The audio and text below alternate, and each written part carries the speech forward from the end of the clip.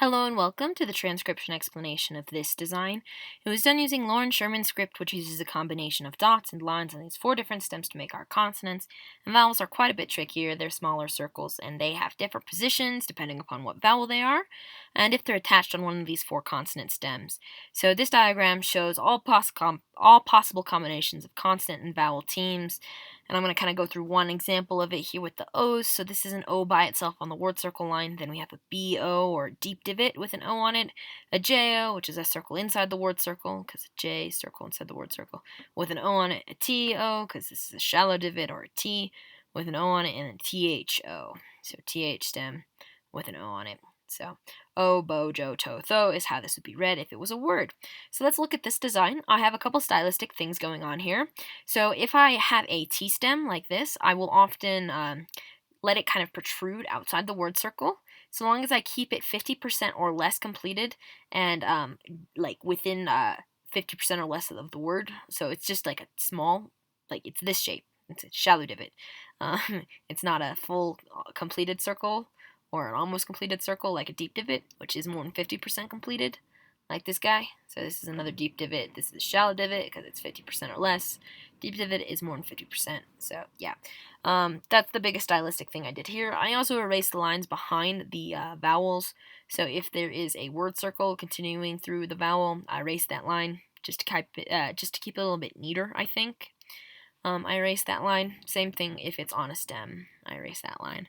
Anyway, these two things here are just decorations. They're the symbol for the person I made this for. It's like a personal logo or heraldry. So it's just a personal symbol. And this is our first word here. So here's our first word circle. Here's the bottom of that word circle. Here we have our first letter, and it is a circle inside the word circle. So we're in this row, and it's got two dots on it. So two dots. So that is a K. And then we have the A outside the word circle. Even though the A is like lower than the K, because they're together on the same position, you read the consonant first and then the vowel always if they're together like that. So K, A, continuing around, we have another shallow divot, another circle within the word circle, another one of these guys. And it's got one line on it, so that is an N.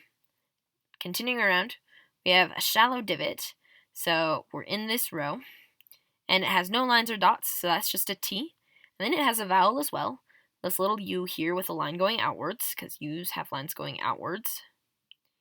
And then we have this shallow divot with 1, 2, 3 lines ending on it. So these two lines here, well, this line ending here and ending here again, it looks a lot like these stems. That's a stylistic choice, but it is broken here and here, so that way it ends here and here.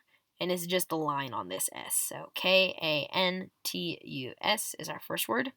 Then we have our next word, bottom of it. Here's our I, line going towards the middle. Then we have a shallow divot again. Even though it's super big, like this stem is like way bigger than this word, it's still just this shallow divot shape, so it is that stem. And in it, there are 1, 2, 3 dots. So that makes it an R, and then A, E. So this E, done just like that E and that E, but we haven't gotten to those yet. Just a small circle on the line of the word circle. So IRAE. And this looks like a word circle, but it's actually not because it's broken right here. And there's no recognizable stems in it because this like chunk taken out of it isn't really a stem. This is actually just the line coming from the V here. So I spoiled it. This is a V. It's a shallow divot with one line. So shallow divot, one line with an E in the middle of it. And E's on these stems are tricky because an A would be outside the word circle, but an E is on the line of the word circle or closer to the middle, or closer to the word circle than the A would be. So this is an E because it's closer to the center of the word circle than an A is, which should be more outside.